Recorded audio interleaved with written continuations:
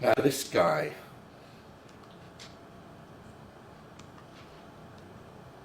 will be, you'll be familiar to Mary. Where is she? At the back. So this guy comes to us. He had been shot in the neck in Afghanistan and paraplegic.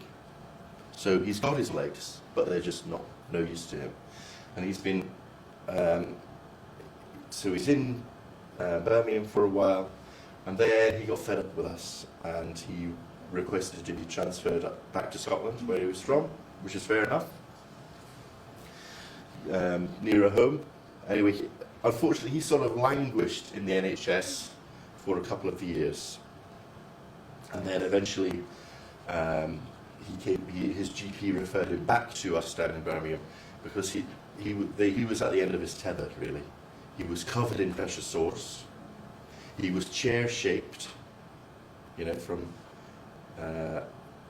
his hips were permanently flexed and spastic.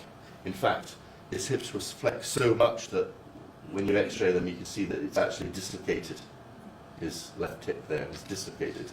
His hip was permanently like this, and he's got a pressure sore on the front of his hip.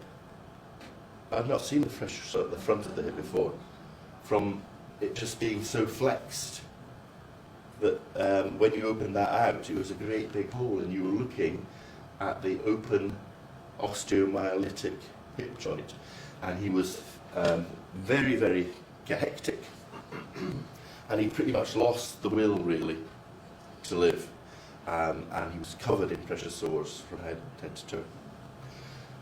So I've got to think about the patient as a whole, and I've got to think about this wound as well. So we got him, we attacked his nutrition, we attacked his psychology, and we attacked this wound.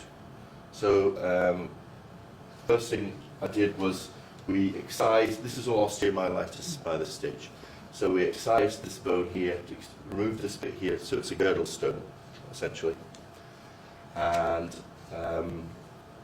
set up a wound irrigation system. So I don't know if any of you used the KCI Ultra. So a nice way of irrigating your wounds, getting rid of all the pus and all the rubbish prior to you doing your definitive surgery, which in this case was a flap. This is a rectus femoris flap, so that's you looking at his thigh. He's not using his muscles. Remember, he's paraplegic. In fact, his muscles are part of the problem because they're the things being spastic.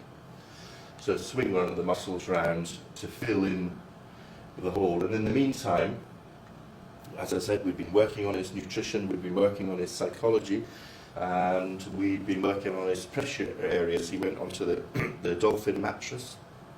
He did not like the low airlock systems he'd been on before. He was quite a stroppy patient, to be honest. You know, difficult to treat.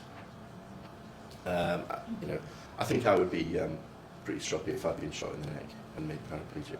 But anyway, we got him all healed up. I think certainly the Dolphin was part of that. Was very important part of that, and we managed to get him back nearer home.